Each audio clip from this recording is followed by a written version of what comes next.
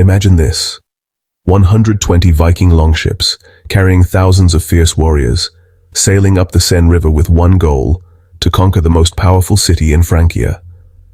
The year is 845, and Paris is about to face a siege unlike anything it has ever seen. But this isn't just a raid, this is a statement. A brutal display of Viking dominance that will send shockwaves across medieval Europe.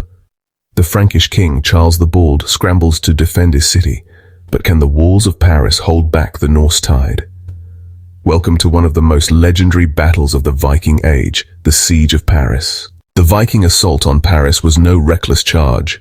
It was a calculated, methodical attack that tested the limits of both Viking ingenuity and Frankish resilience. The city was a fortress, protected by massive stone walls, guarded bridges, and the winding currents of the Seine. But the Vikings were relentless, and they had something their enemies feared: unmatched tenacity and a ruthless hunger for victory. The journey upriver was treacherous, but the Norse warriors pressed on, raiding and pillaging along the way, sending a clear message. Paris was next. When they finally reached the city, the defenders braced for impact. The first wave of the siege was brutal. Viking archers unleashed volleys of arrows, siege engines hurled fire, and warriors battered the gates with rams. But the Franks fought back fiercely, launching counterattacks, reinforcing their walls, and using the river itself as a weapon, blocking Viking ships and cutting off their reinforcements. The battle raged on for days. The Vikings tried everything, scaling ladders, burning the gates, even attempting to starve the defenders out. And just when it seemed like they might fail, they changed their strategy. Instead of brute force, they turned to fear. According to some accounts, the Viking leader, the infamous Ragnar Lothbrok, took a drastic step. He executed captured Frankish soldiers and hanged them from the trees along the riverbanks.